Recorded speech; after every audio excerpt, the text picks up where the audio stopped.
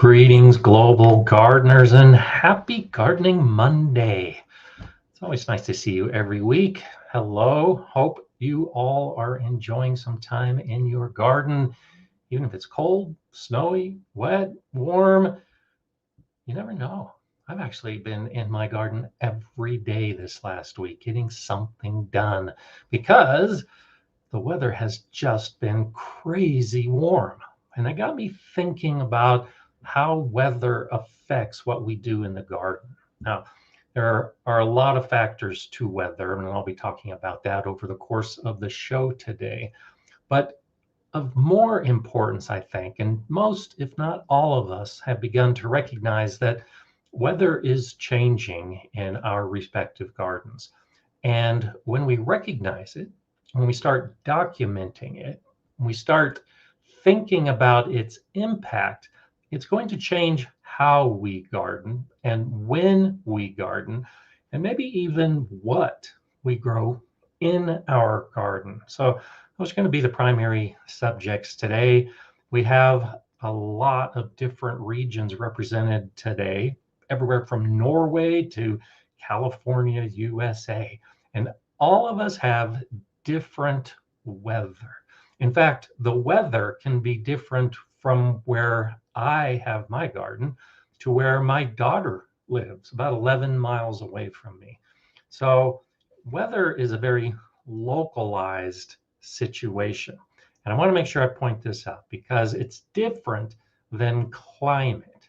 So climate is regional, and it is prevailing weather patterns over a long period of time.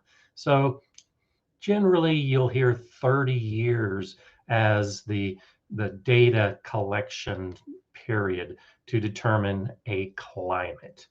So when we talk about climate, the Pacific Northwest of the United States is cool and wet. That's generally the climate in Seattle all the way down to Portland. When you talk about the southwestern United States, it's easy to say that the climate is hot and dry. And my brother lives in Arizona, and he will gladly agree that it is very hot and dry where he lives in Arizona. But that doesn't mean that all of the locations in those regions share that same general weather pattern. In Arizona, if you get up into the mountains, there are areas that have snow and it's cold in winter, completely against what you might think of as prevailing weather in the desert Southwest. So weather is localized, climate is regional. And when you recognize that, it gives you the beginning foundation for a study on weather. Now, I've said before that I'm a weather geek. My friend Eli, of course, in Scotland, is a weather geek. We often just talk weather because Scotland and Colorado are so different. But for those of you who may have watched our series of videos a couple years ago, we were growing the same plants. We did a series with tomatoes, 5 different videos. We talked about selecting the plants we were going to grow. We started them from seed and we continued growing. The individual localized weather is important because when Eli in Scotland and I in Colorado start comparing what our weather is like, it's so different. But as I was starting to say about our tomatoes, we can still grow the same plants. And I'll be talking about the different dates and the different things to look for as we monitor our weather. My last frost date is in mid-May. My lowest average winter temperature is about minus 15 degrees Fahrenheit. That's about minus 26 Celsius. Very, very cold. I get cold, I stay cold most winters. And then as I start to warm up, I can expect my last freeze date to be about the middle of May. Now we talk about Ely in Scotland with a much cooler climate, a much wetter climate. Her average last frost date is also the middle of May. And her average lowest winter temperature really doesn't drop below about 20 degrees Fahrenheit, about -7 Celsius. So our gardening dates and the length of our gardening season is pretty close, but our climate is dramatically different. And our winter temperatures are also very far apart, as is our summer temperatures. So it is not unusual for me to get to about 95 degrees Fahrenheit, 35 Celsius in the summer. And I compare my temperatures to Ely, and Ely is closer to 80 degrees Fahrenheit, 26 or 27 degrees Celsius. And so as we gardeners look at our plants, it's easy to say it doesn't matter that much, because regardless of our climates, we can still grow the same basic plants, particularly during the summertime. And that's true. And that's one reason why a lot of gardeners just don't geek out about the weather like some of us do, because we can watch videos and we can read books and we can see the blogs about how to grow plants. And most of us are capable of growing those plants, regardless of the climate that we happen to have our garden in. The issue I think that many of us are beginning to encounter, and a big catalyst for why I wanted to talk about this today, is the weather patterns are changing. We see it. I see it right now. This last week, the temperature almost every day has been around 60 degrees Fahrenheit. For me here in Colorado, 15 Celsius at the end of January, beginning of February is very unusual. My garden right now looks like it does in late March or early April. I have friends that already have some tulips and daffodils that are starting to appear more than a month earlier than normal. Some of my fruit trees are beginning to swell. The buds are swelling. They're getting close to leafing out. A friend in town, about 15 miles from me, already has new green growth on some of her fruit trees. Highly unusual for this time of year. If the days continue as they are right now, it's no big deal. It's warmer. The plants are waking up. We're just going to have an early gardening season. But our climate says, and our historical meteorological data say, that it's going to get cold again. We're going to have more snow. We're going to get back down to that long-term average weather pattern that our climate defines. So what happens when you see that in your garden? What happens when you have fruit trees, when you have some of those spring flowers? What happens when they wake up too early and then the weather changes back to what it used to be? Well, it probably goes without saying that plants can die. Trees can die when you start running into that. And I've had trees die in my garden because of those weather patterns that are unusual, that you can't necessarily forecast long term. So we can look short term within our forecast. So I'm looking out a week and I see that my weather's going to cool again. At the end of this week, I've got more snow forecast, more rain forecast, but the temperatures are still going to stay above normal. And so those spring bulbs that are beginning to pop up through the ground, they're going to be okay because they can handle some cool temperatures. If I can get past the next 3 weeks, I may actually have an entire gardening season that will be maybe an extra month long. My average last frost date this year might actually be much sooner than expected. That's what happened last year. Last year, my last frost was at the beginning of May. And so it's important, I think, if you are really trying to use weather to your advantage, to start monitoring what the weather is doing in your garden. Now, I have 2 weather stations in my garden. My favorite is the Tempest. I actually have a link to it in the description below. It's extremely easy to use, very accurate. And for my garden, it gives me exactly what's happening, which is a little bit different. The National Weather Service here in the United States has data collection points all around the country. And when they determine their forecast, they're using a regional collection of data. My weather station in my garden can give me precise weather information. And then the apps I have take that data and actually give me a little more accurate forecast for what I'm going to see, which is a little different than what the National Weather Service station 20 miles away is telling me what I can expect. If you want to get to that point, you can be able to look into the future a week or more and start figuring out what you're going to do to modify your gardening activities. So back to the idea that I've got plants waking up a month or more earlier than normal.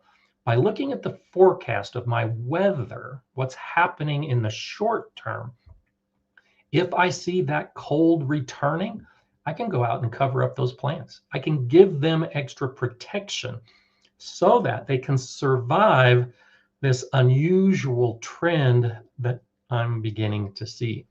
Now, a trend is important. I've talked about recognizing trends in the garden before. As I look at the trends in my weather pattern, remember I'm in zone 5B, which is all about the winter, has nothing to do with your summer garden. And I have -15 Fahrenheit, -26 Celsius is my average lowest temperature. For the last 3 years, my prevailing lowest temperature has been about 0 degrees Fahrenheit, -18 Celsius. Most of the time, I would not get temperatures below that. And even then, it would only be a few days that would get that extreme cold. But for the last 3 years, I had one day that got down to that -15 Fahrenheit. And so when we understand the definition of your hardiness zone, which is the average lowest temperature, all it takes is one day out of the entire year to define that average. And sure enough, over the last 3 years, my average lowest puts me in zone 5B. But is that an anomaly? Is that something that is really the normal pattern for my garden? And it really isn't. The normal pattern for my garden has been trending much warmer. And so as I look at some of the plants that I'm thinking about growing, and as I think about what I do in my winter garden, I'm beginning to recognize that if I can get past that one day of extreme cold, essentially, I'm not in a zone 5, I'm in a zone 6 garden. And this year, so far, my lowest temperature that I've recorded in my garden is 12 degrees. That's -11 Celsius. So that puts me into a completely new zone. If I start documenting and tracking as I do and recognizing these trends, all of a sudden I might be able to choose plants that no one else is growing because they supposedly aren't suitable for my garden. So the hardiness zone map that came out last year, and I've mentioned that I was actually on the team to help track some of the data and to go through the maps and make sure they were accurate. So I was able to see the development of the maps specifically here in Colorado in my region. And I saw that the new line between zone 5B and 6A is just a few miles down the road from me. So many of my gardener friends in my gardening club have officially changed from zone 5B to 6A. I am officially in zone 5B. But when you look at the data that was collected to determine that map, zone 5B means that my average lowest temperature in winter is -10 to -15. It's a range. So when I looked at the data, I found out that over the last 30 years, my average lowest winter temperature was -10.2. Puts me in that zone. And even though I've measured -15 in the last 3 years, when I look at the prevailing trend, it's much warmer than that. So those zone 6 plants should do well in my garden moving into the future. And I look for the short-term weather patterns that may be colder than that. And I can protect my plants, give them extra insulation, extra cover on those 1 or 2 nights that drop colder than that. And suddenly I have a completely new garden. I'm gardening unlike anyone else around me. And I find that exciting. So let's see what some of you are saying. Shawnee Grows is saying, I grew up in zone 4B and will always have that mindset when shopping perennials. My new zone is 5A. Yeah, exactly. And that's the idea, is you get used to a particular mindset of what your garden is. And as it changes, and it doesn't have to officially change based on the USDA hardiness zone map. If you are recognizing your own trends and documenting them over a period of time, you may be able to create your own shift to a hardiness zone before waiting for a new map to come out, because it's probably going to be another decade before a new map comes out. But don't lose the opportunity for the next decade. Go ahead and start recognizing some of those trends right now, and you might recognize that it opens up the world to your whole gardening experience. Moby says, oh, wow, how amazing to work on new zones. Congratulations. Thank you. Yeah, it was. It was incredible to be part of that team and actually see how the data was collected. But it was eye-opening as well to be able to see that it's not magic. It's just data. It's just data collection. And how you interpret that data for you locally in your garden is really where the magic can develop.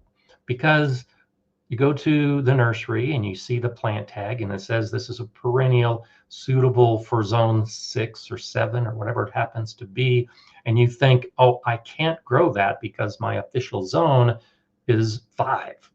Well, you might be an anomaly. It's one of the things I did as part of the cleaning up of the map is I looked at the whole state of Colorado, and based on the data collection, there were little pockets. So the new map has half-mile squares. So the entire country was broken down into half-mile squares. And each of those squares were determined based on the data, meteorological data collected over the previous 30 years. Well, for various reasons, primarily microclimates because of hills or trees or valleys, there might be individual half-mile blocks throughout the United States that have a different data point. And so on the map of Colorado, there were a lot of these little points where the whole region might be zone 6, but there'd be one little half-mile square that would be zone 5B, or vice versa. A whole region would be 5B, and there might be 1 or 2 of these little blocks that were zone 6 based on data collection.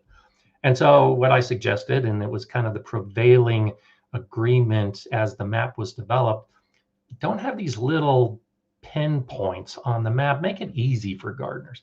If everywhere is zone 6 except for this one little half-mile section, just say the whole thing is zone 6. It gets too complicated if each gardener has to get down and map out what it is. It's just call the zone the whole zone. And that's pretty much how they approach the map. But for you, how is your gardening going to be different if you live within that half-mile block. Sure enough, all around you is a different zone. You think you're in a different zone, but the data confirms that your garden, your home is in the microclimate that might be a little bit different, maybe a little bit warmer, maybe a little bit colder. You wouldn't know that unless you start collecting your own weather data. And it could allow you to grow things that you couldn't otherwise grow. And it might also explain why some of the things that you think you should be able to grow die over the winter. They just don't make it through the winter. It's those kind of things that can become very important as you really delve into the weather. Big Wheel Dog saying, yeah, my lowest temperature this winter so far has been -5 Fahrenheit before adding in wind chill. And so that's about -20 Celsius. And so let's talk about this for a little bit. Yes, a lot of us are definitely noticing that the weather is different this winter. It's crazy throughout the United States. But when you talk about wind chill is a human thing. And so as wind blows across our skin, the moisture in our skin begins to evaporate. That cools the body. That's what wind chill is. That doesn't happen with plants. And I know gardeners who are very concerned about the wind chill factor with their plants, but plants don't feel wind chill. And when you start collecting your data, when you start looking at the weather, don't worry about wind chill as far as the plants are concerned. It's the ambient temperature, the air temperature that is around the plant that they actually will react to. And for plants that go dormant in winter, it really doesn't matter much how cold it gets and whether the wind is blowing or not, because the plant has shut down and it isn't going to really be feeling the temperature. Where the cold temperature makes a difference is depending on the type of plant and depending on what kind of cells they have. When the temperature drops down below a certain point, then the water in the cell can freeze and damage the cell, and that's what's going to cause your plants to die in the winter. And that's where the hardiness zone comes in, and that's where the hardiness of your plant comes in, is based on that one day, that low temperature that could be so cold that it causes cellular damage within your plant. And that's really where the problem of plants dying comes into play, which is why we care about what the lowest temperature is going to be, because it often could be just that one day that gets so cold, and that's enough to kill the plants. And that's why we buy plants that are suitable for our zone and try not to buy the plants that would be damaged when the temperatures get that cold. Serena's asking, do worms just go deeper underground when it freezes, or does the colder weather kill them? What about cinder block worm bins with access to the ground? Will they leave and come? And so I have a video about this. No doubt Jay will have it posted here in just a couple seconds. Depends on the type of worm. So there's basically 3 different types of worms. And I have a video about this when I talk about worms in the garden. And that's the key difference. So you'll have worms like night crawlers, the big heavy worms. They can burrow deep, feet into the ground. And so yes, when the cold weather comes, those earthworms are going to burrow deep into the ground to an area that is more consistent. And then they essentially go into hibernation, and they'll actually curl up so that they hold their own body heat tightly and go to sleep, waiting for the soil to thaw out. And then they burrow back up into the warm air. You have a different type of earthworm that does the same thing. It tends to stay closer to the surface, but it will burrow into the ground, not as deep as the night crawler type of worm, but they will burrow into the ground. And I find them, and when I'm working in my garden in early spring and I'm cleaning up the beds and I'm amending, it is normal for me to dig a scoop of earth, and about 6 inches down, I find kind of the medium-sized earthworms. And they like to curl around the roots of my plants. So if I leave my tomato plants or my pepper plants in the ground, and I actually showed this in one of my short videos on YouTube, there will be earthworms curled around those plants, the roots. And the plant itself is generating a warmer environment. The ground had been frozen, it's beginning to thaw, the worms aren't completely awake yet, and so they're still in the soil around those roots. And I love seeing that when I'm digging up my soil and I see these basically hibernating worms. It's pretty cool because once they're exposed to the sun, then they start opening up, the soil is warmer, and they can get back to the nice, enjoyable worm activities of spring. And then you have a third type of worm, and those are the worms like the red wigglers that we will use in vermicomposting, where we have our bins and we put the worms in it and they eat our kitchen scraps. Those are that third type, which are like the red wigglers. They only live in the top couple inches of soil. They're not going to burrow deep. And so when the winter comes, and if your ground freezes, then it's not going to kill those deep burrowing worms. It may or may not affect those medium burrowing worms, and it's likely to kill those light surface dwelling worms. And so if you've got cinder block worm bins, even with access to the ground, red wigglers are not going to burrow deep. They're going to stay at the surface. And if you have freezing temperatures and the ground freezes solid, it's going to kill those kind of worms. So I usually don't recommend doing worm farming outdoors unless it's a protected area or unless you live in a zone that doesn't get those severely freezing temperatures over the course of the winter. And so it depends on the worm, and it depends on where you are and how you are encouraging the worms to come. And organic matter helps. As organic matter breaks down, as it decomposes, it generates heat. It's not quite the same as a hot compost pile, but it's going to generate heat. And that's why those worms are in the soil looking for organic matter like plant roots to help get that extra little bit of heat to keep them alive over the course of the winter. It really does make a big difference. You know, just a few degrees in the ground can make a difference between survival and not for something like earthworm. And I love the idea of earthworms. So keep that in mind. So let's move on to this. And thank you for posting that, Jay. I have a video on how to protect your garden from storms. And I cover a bunch of different ideas. And that's one of the things I wanted to talk about when we're talking about the changing weather, is what you can do to protect your plants. The first thing is to recognize that the weather happens. Look at your weather patterns, and they may match with your climate. So if you typically have a pattern of warm, rainy days over the course of the summer, then you can use that to your advantage. You know those warm, rainy days are coming. If you have, like me, where you have hot, windy days in summer, you can use that to your advantage. I know they're coming.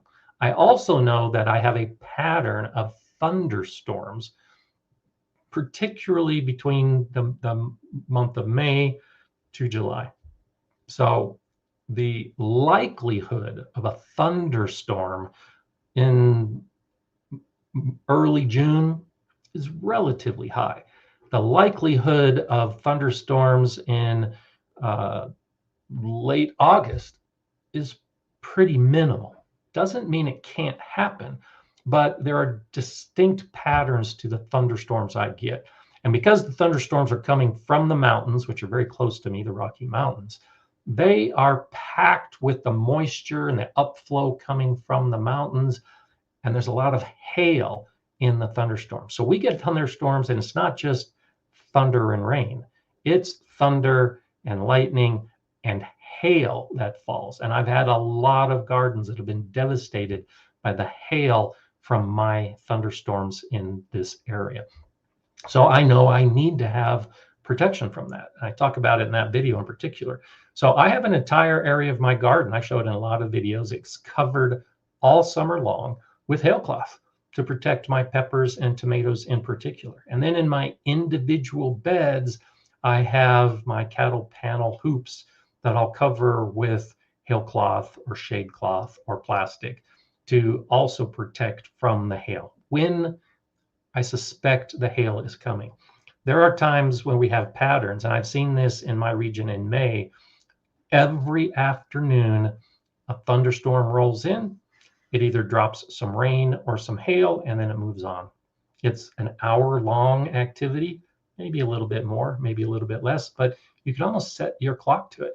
I know Florida has that. A few times I've visited Florida, same kind of thing. The weather moves in every afternoon at about the same time and then moves out. There's a lot of us that have those kind of patterns. And so when we recognize it, depending on the severity of the weather, we can decide if we're going to cover our plants to protect them from some of those harsh elements. If you live in a region with a windy climate or with a weather pattern that brings high winds during certain times of year, you might want to build your garden with that thought in mind. Put up some fences, put up some wind breaks to help break that severe wind problem. And it's a problem if it is damaging your plants or affecting your plants. One of the problems that I have with wind is because my humidity is so low, and that gets back to the climate, I have a low humidity climate. You add the wind and the heat of summer, and that causes the ground and the plants to dry out very quickly. So I have to water a little more often than probably most of you have to water because of the hot, dry winds that we'll get during the afternoon. I don't have to water extra every single day. It's just during those patterns when the wind is higher, the temperature might be hotter, and my plants are going to suffer more as a result of it. So to relieve the stress on the plants, I have to do more activity in the garden because of that particular weather pattern. And I know that because I've been here long enough that I can begin to see that it's something that I just know the garden needs and my plants need, so I'm going to do it. Mushroom Snail says I need a new way to put hailcloth over my garden. So you can check out my videos during the summer if you haven't seen them that show that area with the hailcloth. And in the links below, one of them is greenhousemegastore.com. I love greenhousemegastore.com. They offer hailcloth in any size you want. You can buy the bulk size. So I bought a single sheet of hailcloth that is 25 feet by 25 feet. And I have that permanently attached to wires and posts over that area of the garden. That to me is the easiest approach. I just cover the whole area with hailcloth and I don't worry about it. Another option, like I do, is to put up a sturdy hoop, like those cattle panel hoops that are very strong. And I just use spring clamps to clamp pieces of hailcloth. I also do it with shade cloth that are sized for those particular hoops. So I have been doing that for years, and I find it extremely easy. The idea being between the two is you do one system that is essentially permanent for the growing season, and so you don't have to worry about it. Then you have another system that may need daily putting it up, taking it down, putting it up, taking it down. One of the reasons I use hail cloth in the one area is because I get some serious hail. The reason that I use the shade cloth more often in the individual beds is because of the high temperatures, the high degree days that my weather brings in summer. And I'll put shade cloth just to help keep the plants cool. Well, shade cloth also does a pretty effective job of stopping hail damage on the plants as well. So think about that as an option. We're kind of do a dual purpose. Use shade cloth like a hail cloth, and you might be able to get away with some of that as well. As far as making it easy, I like easy. I don't like to have to work. And every year, it happened this last year. I think I mentioned it with my okra in particular. The okra was doing so great, and I didn't look at the forecast as closely as I might normally do. I knew a thunderstorm was rolling through, but I didn't go out to protect the plants. And that was one day that we had a lot of hail, and it just devastated my plants. So when you recognize those weather patterns, you then have to decide if you're going to do something about it, how often you're going to do something about it, and even if it's anything worthwhile. And that one day it's like, oh, I don't need to worry about it, and I lost my whole crop. So you got to know what you want to do with your garden and how important the individual plants are in deciding whether you're going to protect them or not. And I know a lot of gardeners that don't do the protection like I do. And at the end of the season, they're either saying, boy, it was a great weather year, or they say, oh, gee, I lost a lot. I wish I would have. And that's why I wanted to talk about this today. It's get you guys thinking about what maybe you should do, so you're not one of those at the end of the season saying, oh, I wish I would have taken better care of my garden. And thank you, Jay. Yeah, that's another video I've got talking about bad weather in the garden. And while I like to work with Mother Nature in choosing the plants, encouraging the activity of life in my garden, when it comes to weather, it's a battle. It really is. And Mother Nature is going to win unless you take some very good preemptive activities to try to protect your garden. Shawnee is saying experimenting with heat tolerant and drought tolerant varieties or vice versa could be beneficial in the garden. Yes, absolutely. Absolutely. And this gets back to the climate idea as well. When you are choosing your plants, choose your plants to match your climate. If you have a hot, dry area, then think about getting those plants that can handle the heat and can handle the dryness. We've been having some big issues with drought in my area of Colorado, and it's getting worse. This year in the Rocky Mountains where I live, it's the lowest recorded snowfall ever. We've never had this low amount of snow. So not only is it warmer the last month and a half, but we haven't been getting the precipitation. That means that our reservoirs, our lakes are low, and going into the summer, they're going to be even lower.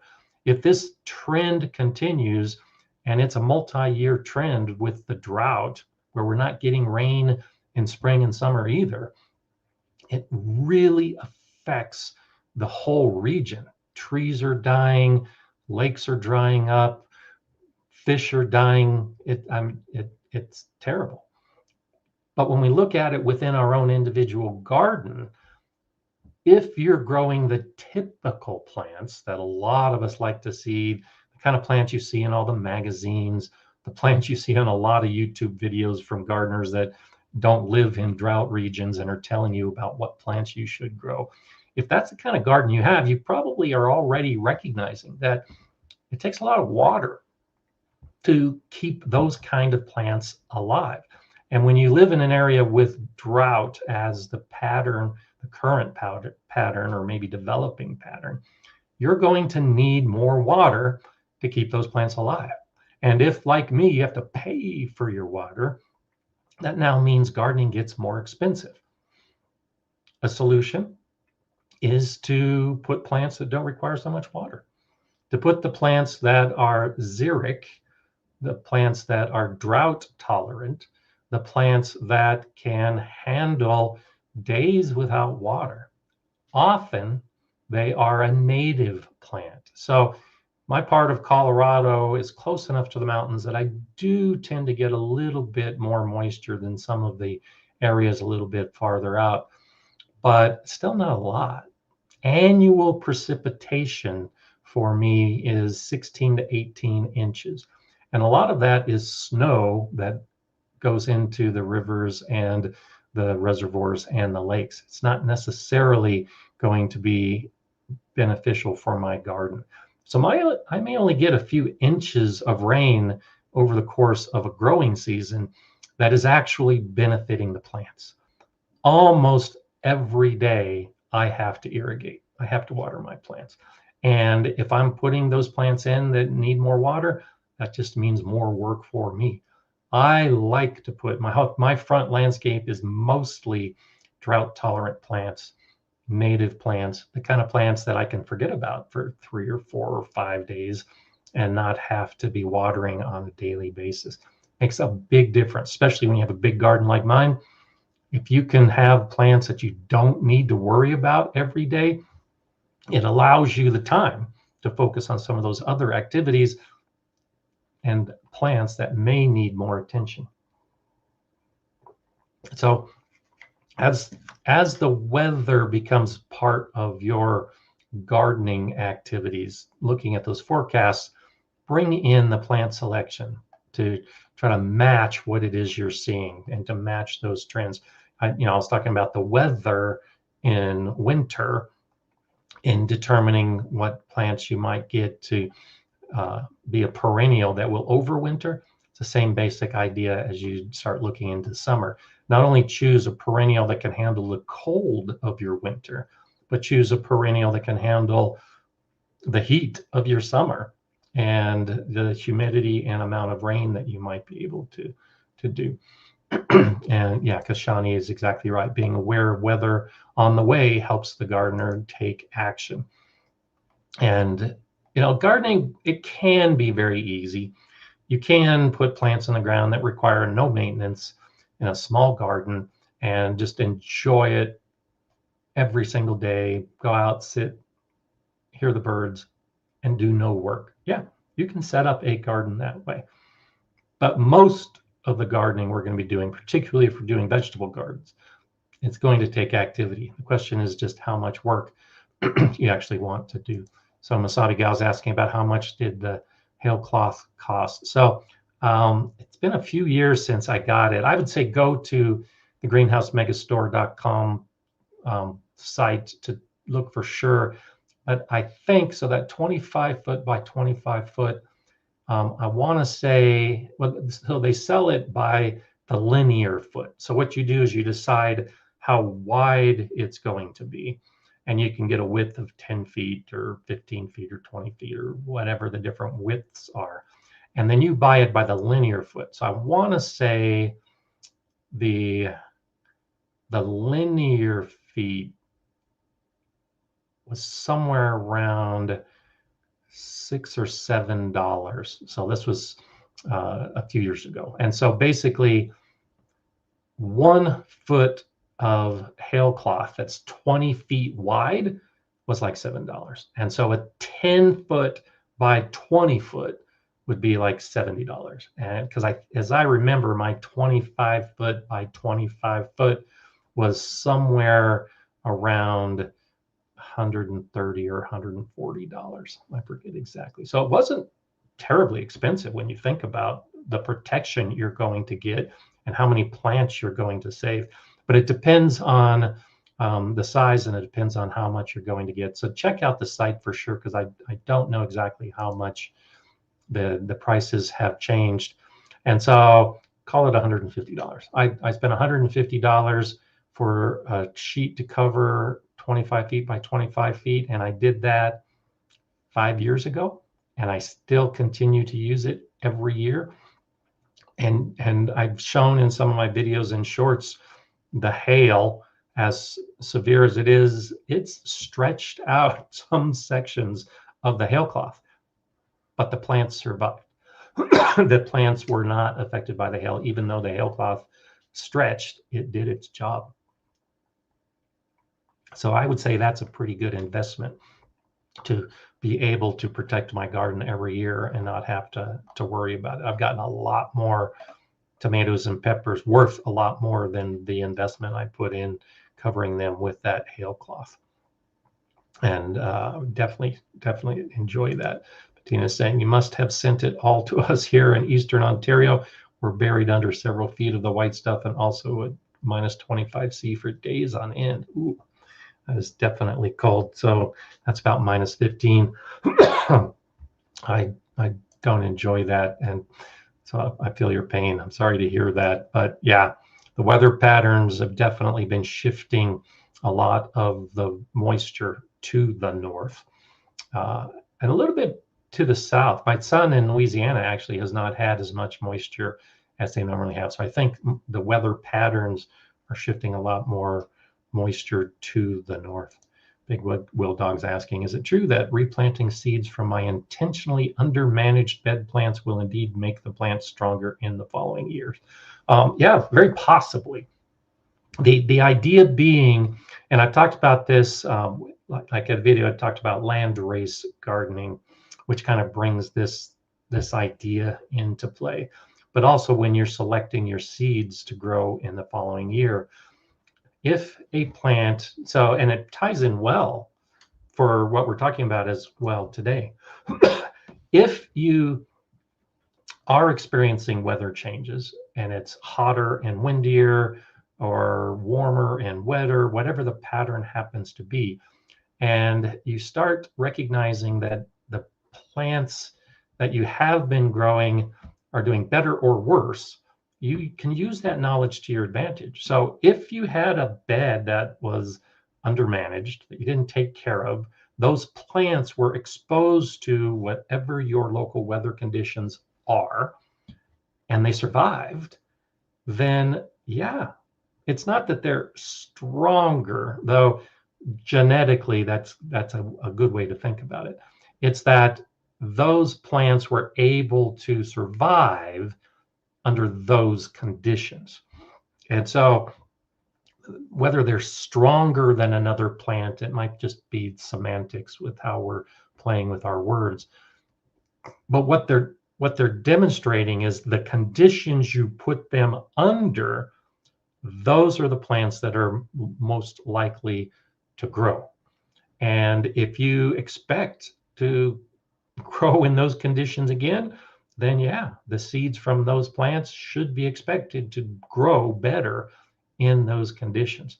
The reason I say it doesn't necessarily make them stronger, because if you've got that bed that is undermanaged and you save those seeds and you put those seeds into a new bed, but in the new bed, you manage it better with more water, more shade, more protection, more sun, whatever it is those plants would normally need, then the seeds that you saved, it's a new environment for them, and they may not do as well as the standard seeds that you were using before. So they're stronger under those specific conditions, but they may not be stronger overall. And so that's where the idea of landrace gardening comes in, is that you are selecting the seeds that may or may not have been cross-pollinated, but are specifically suited for your specific environment, and even more specific to that bed that you're growing those plants in. And it can definitely make a difference. So Sean is asking, any thoughts on warmer winters resulting in increased pest populations? My concern this year is the grasshoppers. I'm already planning on ways to mitigate them. So yeah, good question. Sean lives near me, and the last couple of years have had dramatic increases in grasshoppers, and some of our gardener friends have really lost most, if not all, their garden to grasshoppers in some situations. And so when we think about the pests, think about the grasshoppers specifically, they're going to wake up and start their activities based on weather, based on the night temperatures, based on the daytime temperatures.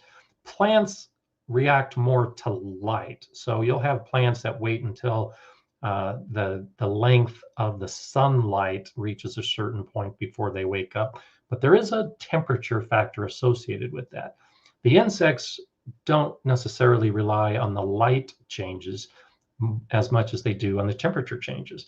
So like last year, when our last frost date was early and the temperatures just kept warming, the grasshoppers woke up early and became very active. And so a lot of that young, early spring plant growth was ideal for the grasshopper population to just explode. Normally, some of those spring plants would already be sturdier, more established before the grasshoppers would wake up and start eating the plants.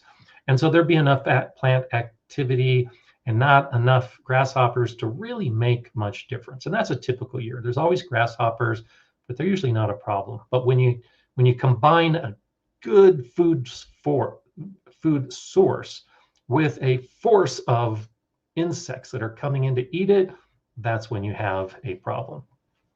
For me, I really didn't change much of my pattern, because even though the temperatures were warmer, they weren't warm enough to warm the soil. And I do most of my planting based on the soil temperatures.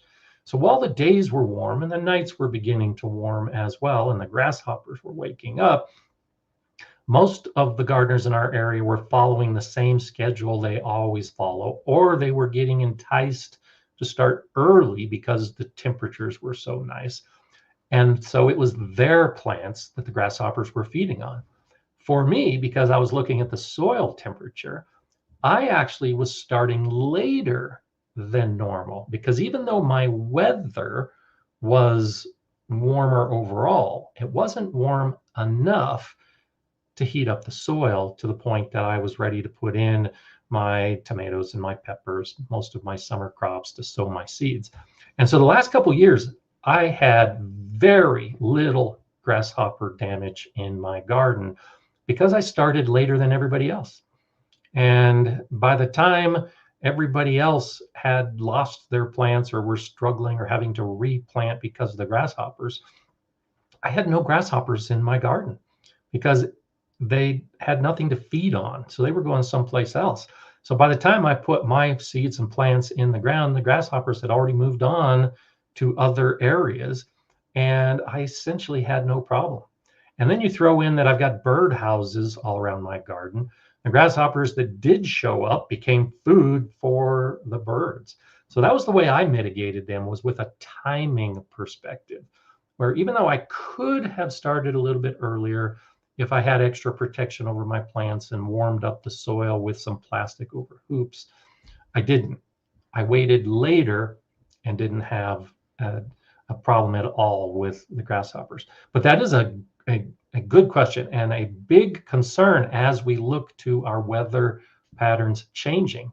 Is it's not only going to affect our plants and what we do in the garden, it's going to affect the insects and when they wake up. Those insects that are overwintering in a brush pile are just waiting for the temperatures to warm up enough that they can come out and start eating. The insects that will bury eggs and the larva develops underground, they're waiting until the soil temperature reaches a certain point to emerge and come up. And so as the temperatures are crazy in our respective gardens, you're going to see some of these patterns change. And so not only monitor your air temperature and your weather patterns, but start monitoring your soil temperatures as well. And you'll be able to figure out a specific plan for your individual garden. And you might even get to the point that you can predict when some of this pest activity is going to happen, and be able to predict when some of these early plants are going to begin popping up through the mulch, and maybe some of those flowers developing. It can really become precise for you if you start figuring out these trends, because that's all a meteorologist does, is they just look at the data, and based on the past experience of what that data means, they can then make a forecast. There's no reason why you can't figure that out yourself. You don't have to have a degree in meteorology to be able to make your own forecasts in your garden. And if you use a weather station like the Tempest that's tied into an app for forecasts that combines different models, you make it even better, and you can be much more precise. I love looking at my Tempest forecast for the week ahead because it's pretty accurate. And if I look at the newspaper for what's coming, it doesn't match. Then there have been days that have been completely different. But I've been ready with the cover or the modification of my activities in the garden because I'm tracking those kind of stuff, because I find it interesting, but also because it works if you start doing it. Michael O'Connor saying, I tell you, so right, Scott, living in the deep south, we are very wild weather swings and bad droughts. So I try to plant accordingly. Yeah, great idea. That's exactly it. When you see that it's happening, that's exactly the thing to do. Plant accordingly. Match your garden, match your plants to what's happening in the skies around you, and you'll have better success. It's one of the reasons that my okra did so well last year is because it was a weird year. I haven't been able to grow okra for years because the season just isn't long enough for me. Okra likes heat, it likes a long time to grow, and last year it had that, and except for the hailstorm that just killed the whole crop, and it would have kept growing for weeks. And I had some beautiful okra pods on that plant. As I look to this next year, based on the last couple years, it's like, I think I might try okra again. Sweet potatoes are the same way. A couple years ago, I had a pretty good sweet potato crop. I normally can't grow sweet potatoes because my season is just too short historically. But I've had surprising success with sweet potatoes and okra in the last couple of years. And 10 years ago, that would have never happened. One of the plants I want to grow this year that I have grown in the past is loofah gourd. Same thing. Loofah gourd needs a long season to grow. And I grew it a number of years ago, and it happened to be one of those years, and it did great. I want to try it again this year because I'm anticipating that this year will be similar, that I'll be able to have earlier planting and later growth. And some of those plants that need a long season might actually do well in my garden. So I'm going to plant accordingly. If things drop back to normal, quote unquote, because normal is only based on the past 30 years, a new normal might already be developing. We just don't know it yet until we have 30 years of data to compare. But I'm expecting the possibility of a longer season. And so I'm going to plan accordingly. I'm going to try to put some plants in that need a longer season and see what happens.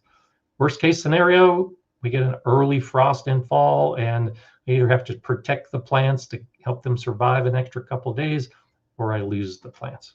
But that's all part of gardening. It's just seeing what happens as we try some of these new things in the garden. I like trying the new things in the garden, and when they work, oh, it's such a great experience, such great success to be able to say that it is a good year because I was able to harvest sweet potatoes. I don't get to say that very often. Mushroom Snail saying you take it down in the winter. Yeah, so talking about my hailcloth, exactly. So I have the period of time generally from May to July that I have the hailstorms that I'm most concerned about. And so I'll look at the forecast and I'll put it up when I start getting those thunderstorms. So last year we didn't get a lot of thunderstorms in May, so I didn't even put my hailcloth up until June.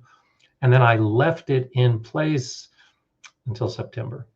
And I have it marked such a way, and I have the wires set up such a way that I essentially just roll it up and fold it up and put it into my shed, and it sits in my shed all winter. And then I take it back out for the next year, throw it on top of the guidelines and unroll it. And then I basically, for mine, I have grommets around the edges, and I just attach the grommets to nails on my support posts. And the whole process for me, maybe 15 minutes to put it up and maybe 15 minutes to put it down. So that cost from 5 years ago, and I'll be able to use it for years to come. And 15 minutes of labor in the spring or early summer, 15 minutes of labor in the fall, that's enough to protect all of my plants. So it's one of the easiest chores I have in my garden, and it is very effective, and it saves me so much more time and more time and effort. And we have a question from Jack. After seeds germinate and get true leaves, do you need to leave them on heat mats if the temps of the room are above 65? So generally, no. And so let's talk about like peppers and tomatoes and eggplants, all of which benefit from a heat mat to germinate. And so you look at the peppers and the eggplants in particular, that if you have a heat mat of around 80 degrees Fahrenheit, about 27 Celsius, they're going to germinate faster and begin growing quicker than if you don't have a heat mat. And you can also expect higher germination rates with a heat mat. Once they start growing, they don't need that high temperature anymore. It doesn't hurt, and it can actually, encourage some growth, but it's not necessary, because if you think about your garden and you transplant outside, those same peppers and tomatoes and eggplants are being exposed to nighttime temperatures during the summer and fall that are probably cooler than your house. So they can handle your house temperatures without any issue. So you can remove your heat mats and they'll continue growing just fine. And I actually encourage that, depending on what kind of gardener you are. But like for me, the biggest issue I've had by leaving the heat mats is my mind begins thinking, okay, when the seeds were in the ground, I needed to make sure that the soil was evenly moist consistently so the seeds would germinate.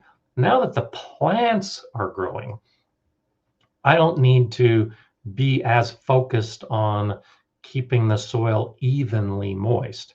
And so I'll begin bottom watering those plants, but I don't bottom water every single day. And the problem I get into is if I don't check on those new seedlings every single day, I sometimes miss the requirement that the plants have for more water. And there have been years that I've lost an entire flat of peppers because it was just a day, and it's like, oh, I don't need to go down and water those seedlings today. And the heat mat caused the soil to dry out faster than they normally would, because without a heat mat, I don't need to go down and water. My 65-degree weather indoors is not creating so much evaporation that I need to put water every day. But that heat mat is creating a new situation, more evaporation, and I need to water every single day. So you don't need to leave them on heat mats, but if you do leave them on heat mats, just be aware that you need to check on them every day so that you don't run into the same problem I've seen, which is allowing the soil to dry out. And now all those seedlings end up dying because you let them dry out, and that's no fun. All of that waiting with the germination and the growth, and then suddenly it's going to be a problem. So Dana Michelle, thank you for saying this, because I wanted to talk about this as well. Gardner Scott, do you find that El Nino and La Nina weather patterns make a difference for you? Do you prepare differently from year to year? And so yes, and that's one reason why my region is experiencing the drought conditions and the low winter moisture, the lack of snow. It all comes down to the La Nina versus the El Nino. And for those of you that aren't familiar with it, in the United States, from the west over the Pacific Ocean, these weather patterns develop, and it's the prevailing winds, and it also has to deal with the temperature of the water as it comes up from South America to North America along the west coast, and it creates different patterns of weather over a large area. And so between the El Nino and the La Nina, and then they they will either bring in generally a dry, warmer pattern or a wet, cooler pattern. And it's hard to forecast because there are some years where we'll have like 3 La Nina patterns in a row, and then we might have 4 El Nino patterns in a row, and then 2 La Ninas, then 1 El Nino.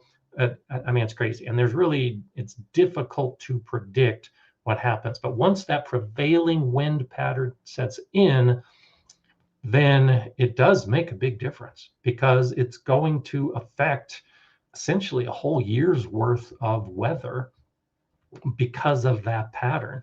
And when we don't get snow in the mountains here in the Rocky Mountains near me, it affects the whole year because the summer, particularly the thunderstorms, they will build differently. If you have if you have wind and weather coming from the west and it hits the Rocky Mountains, and then it goes up into the sky because it hits the side of the mountains and the clouds develop. If there's a lot of snow in the mountains and a lot of water in the reservoirs and streams, as that air lifts, it's going to take some of that moisture into the clouds. Now those clouds have more moisture. As they grow higher into colder air, there's a greater likelihood that hail will develop. But if that same weather pattern has shifted, and there isn't as much moisture as it hits the mountains, and we don't have the snow and the water in the lakes for it to rise into the air, now the thunderstorm isn't as severe and it doesn't have the same hail. So it definitely makes a difference from year to year based on the different patterns that develop. For the planning aspect of it, how I prepare differently from year to year, it kind of gets back to like the hailcloth idea and protecting the plants. When I begin to see a pattern without hail, then I don't worry about it as much. And that's what happened last year.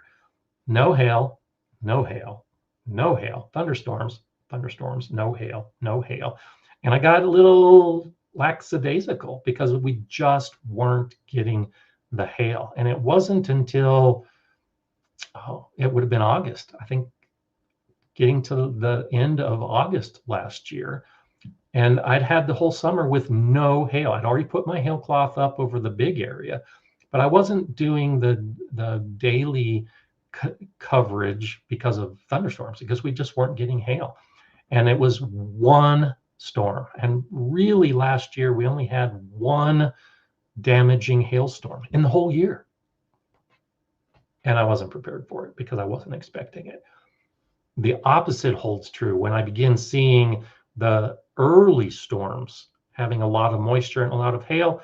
That tells me we're probably going to have a bad thunderstorm season, and I need to cover the plants on a regular basis whenever a thunderstorm rolls through.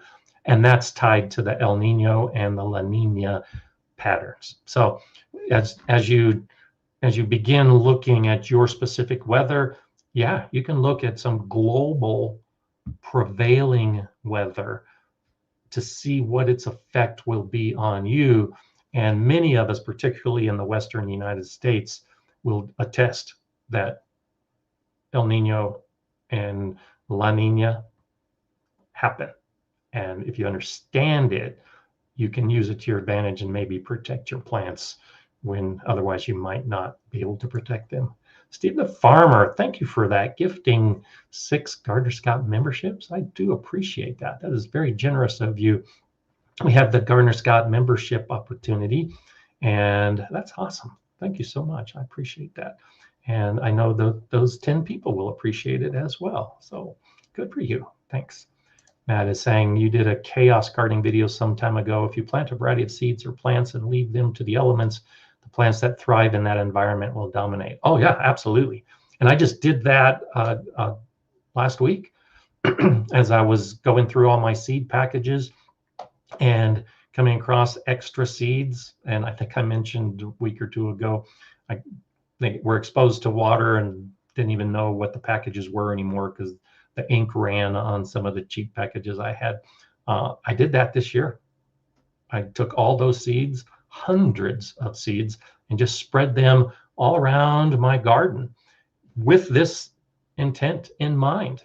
I'm going to leave them to the elements. The ones that germinate and begin growing, obviously, like the conditions in my garden.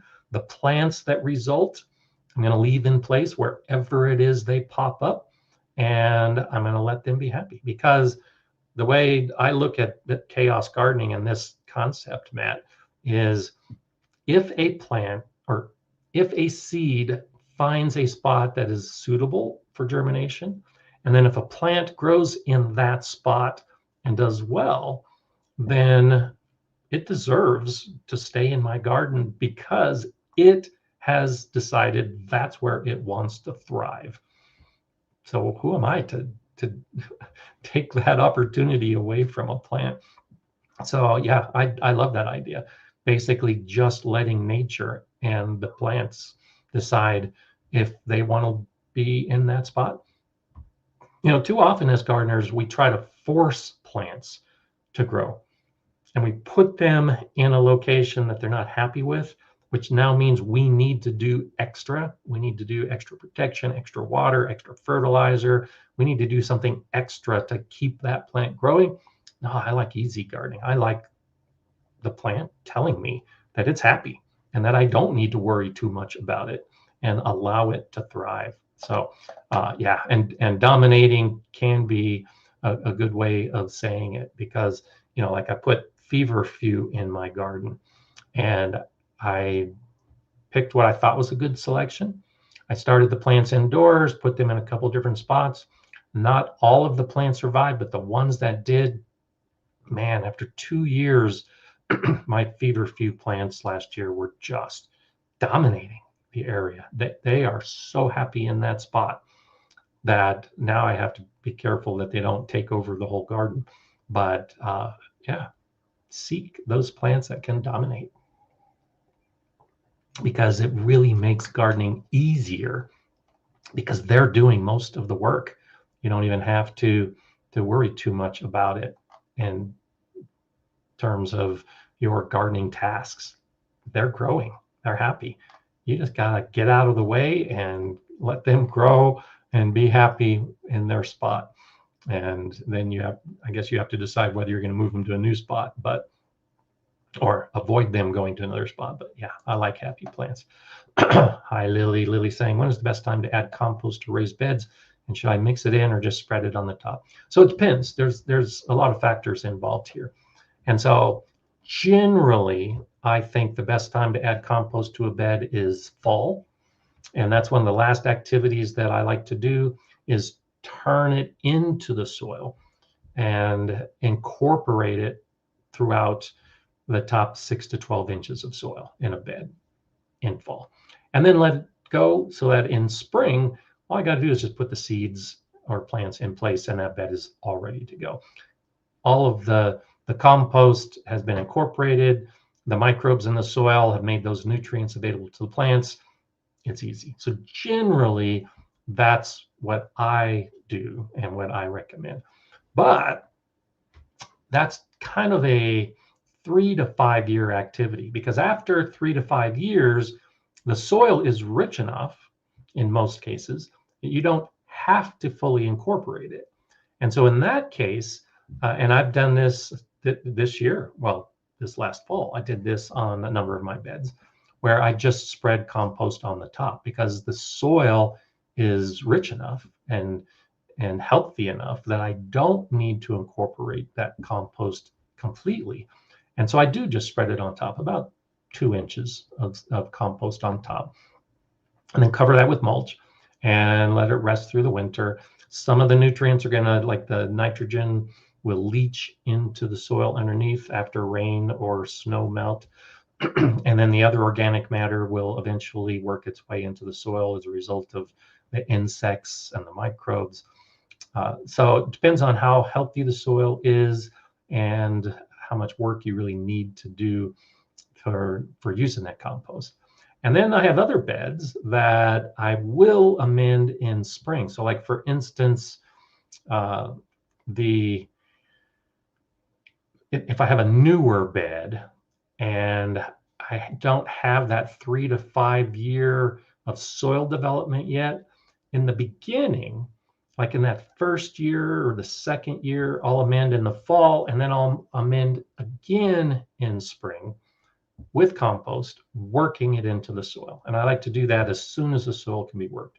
So if I'm planning on putting my plants out at the end of May or beginning of June, then at the end of March or beginning of April, I'm putting compost in those beds so that they have a couple months for the microbes to do their work and make the nutrients available to the plants that I put in a couple months later. So I like to have a couple months, 6 to 8 weeks as a minimum in spring for new beds in particular. But for established beds, again, I don't need to worry about that. If for some reason I didn't spread compost in fall, then I'll do it in spring. And I'll just spread it on top of the soil. So it depends on your soil, your beds, your availability, how much compost you have. But if you look at Charles Dowding, the no-dig gardening method, he has good soil in his part of England, and all he has to do is just spread the compost on top, and it's easy. That's what no-dig gardening is all about. The key about no-dig gardening is you got to have the good soil underneath. If you have terrible soil and you just spread compost on top, it's not going to do much. You're still going to have terrible soil. You're just going to have a couple inches of compost on the top of your terrible soil. So use that in determining when the best time is as you are building your soil. But generally fall, and if I don't get to it in fall, I'll get to it early in spring. And that's enough for the plants to be happy and for the nutrients to be available to all of those happy plants as they begin growing through the course of spring and summer, which based on our weather patterns may end up being a longer time. And so I have thought about that. I've got 3 of my beds right now that I don't have mulch on. And I actually, because the weather's so good, I went out this last week anticipating that I was going to do some amending with compost, but the beds are still frozen. The top couple inches was thawed out because of our warm weather, but the bed itself was still frozen from the cold temperatures we had in December and January.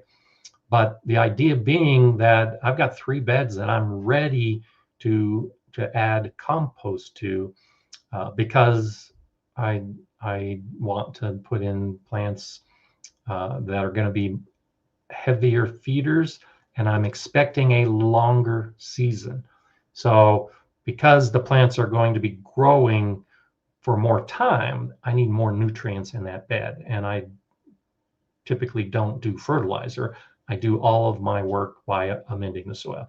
So I'm planning to do an extra amending with compost whenever I can get working in the soil this year for those plants, anticipating a longer season. And I normally don't do that because it's one of those things that the season has been short for so long. I'm beginning to modify some of my activities with the weather changes and the assumption that I'm going to have more time to be growing, a longer season. So kind of think about that as you look at your weather and try to see what you're going to be doing in the garden. It might be more time in your garden because you're not getting those freezes at the same time you would normally get those freezes. And I'm kind of looking forward to it. A couple weeks on the front side and a couple weeks on the back side. That means I can grow a lot more plants than I might normally be able to grow in a typical year. I have to figure out what to do with all those plants, more processing and preserving, which is also not a bad thing, but it's a new activity that I'm not necessarily used to. And so as weather changes, it's changing me as a gardener, as I'm having to try new things and figure out what is going to work best in my garden. Denise, hello to you, saying I overwintered 4 pepper plants for the first time. I'm a new gardener. When is it time to wake them up again, and what am I expected to do? I had no clue what to do or when. So peppers in particular, like I mentioned earlier, they like warm soil temperatures. And so one of the reasons it's easy relatively easy to overwinter peppers is because they can handle cool conditions. They're not going to be killed when the temperature drops down to 40 degrees Fahrenheit, about 4.5 Celsius, or if you bring them in and put them into a cool, dark location that's like 60 degrees in your house, around 15 Celsius, that's not going to kill the plants. It's just going to slow them down. It like puts them to sleep because they like warm temperatures. And if they don't have the warm temperatures, they slow down. That's probably what you're seeing right now. You might have some leaves that appear periodically as you're overwintering peppers. They're still alive. They're just doing everything at a much slower pace. For them to wake up and start growing, they need a warm soil temperature. And so ideally, you want your soil temperature to be about 70 Fahrenheit, 21 Celsius. That's a good time for the peppers to just say, oh, it's like a hot bath. This feels so good. And that's all they want to do is just feel good and start growing again. That typically happens later than most people are ready to put the plants in the ground. So I would wait until a minimum of 60 degrees soil temperature, 15 Celsius. And so measure your soil temperature. And when it is above that threshold, then you can start thinking about putting them outside. They're still going to be slow. They're still going to be sleepy until the soil temperature warms up more. But as long as the daytime temperatures are staying up in, let's say, around 70 degrees, that's a nice range to begin thinking about putting them outside. That's 21 Celsius. The nighttime temperatures have got to be warm enough to put those plants out as well. And so look for nighttime temperatures approaching 50 degrees Fahrenheit, 10 degrees Celsius to put those peppers outside. That, if you do it sooner than that, you might shock them. They could actually be stunted if they're put in the ground before the soil temperature is warm enough and before the nighttime temperatures are warm enough. So start measuring the temperatures and start looking at the forecasts for the nighttime temperature in particular, and that'll give you an idea of when they'll do best when you put them outside. You can put them out before those thresholds and they'll wake up, just they might not do as well. They're happy in your household. Also expect that as your indoor temperatures begin to climb because of hot days that might heat your house during the day, that those peppers may start waking up because your indoor temperatures are reaching those thresholds. To wake them up, not a problem.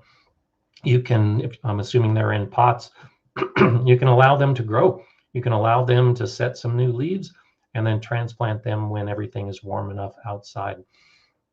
The other consideration for that is if you're anxious, if the plants do start growing and getting to the point that they need to go outside, it gets back to the hoop and plastic idea. Go ahead and put some hoops over the bed you're going to be putting them into. Cover that bed with plastic, and that'll warm up the soil during the day, and it'll also help keep temperatures warmer at night.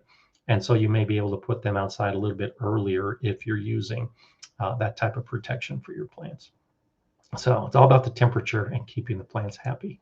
Jack of all roots is asking, do you have any tips for mitigating the effects of wildfire smoke? So yeah, we've actually, last year we did not, knock on wood, have much in the way of wildfires, but a couple of years before that were really terrible.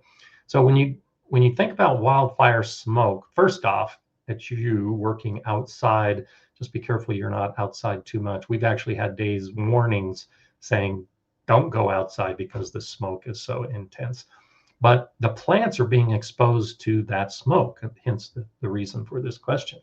And so the way that the plants work with the leaves, you might know about the stomata. Those are the cells typically on the underside of leaves, and those cells will open and close so that the plant transpires. It's the transpiration process where the moisture coming up from the roots go up through the stem into the leaves, and then into the air. And that process is what keeps the plant breathing, essentially.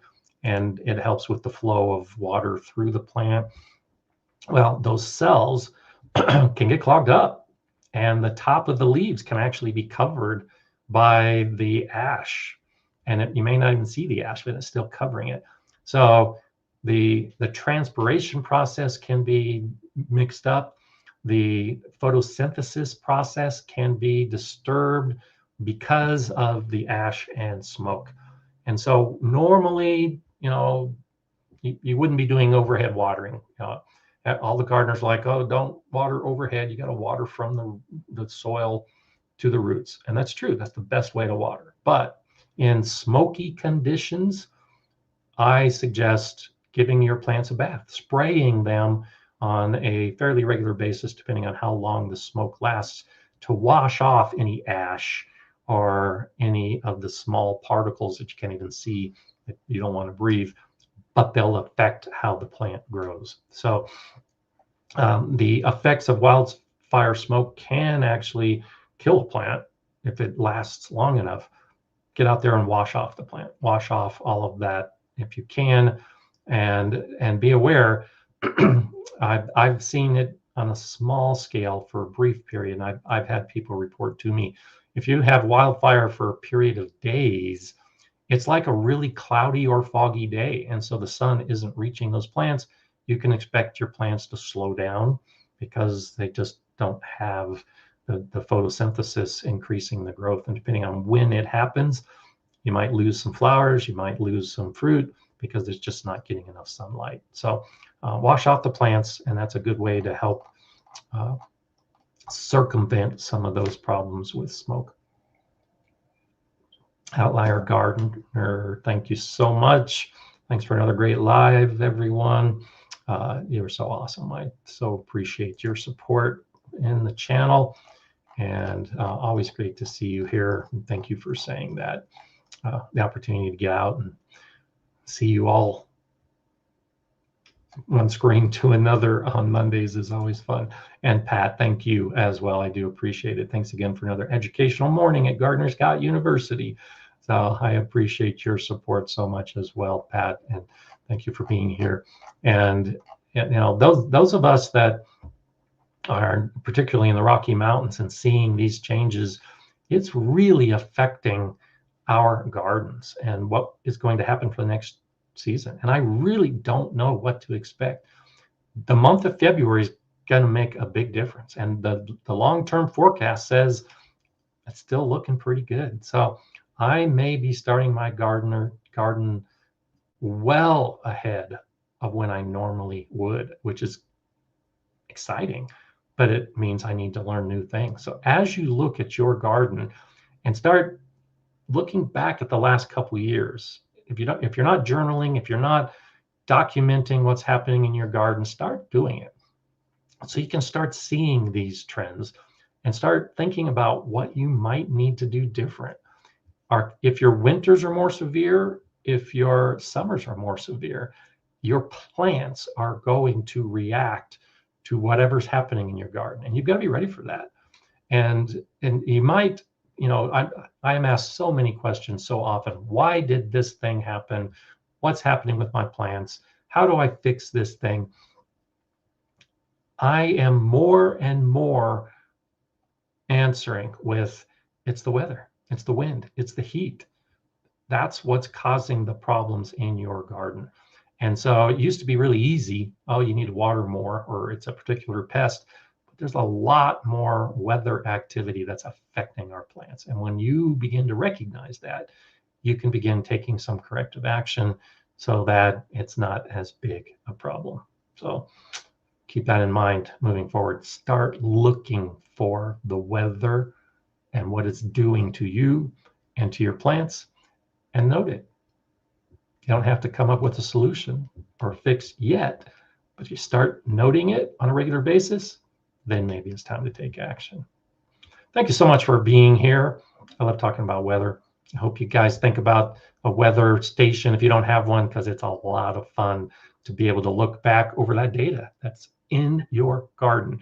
I love doing that, and that Yeah, I'm a weather geek. It's a lot of fun, but it makes a difference because I can see what's happening. You might be able to do that too. I'll be back next Monday, same time, same channel. We'll be talking gardening again on a Monday, and I hope to see you then. Hope you have a great week. I hope your weather this week isn't so bad that you can't get outside and do some gardening. And of course, anytime you get out there, enjoy it. I'll see you next week.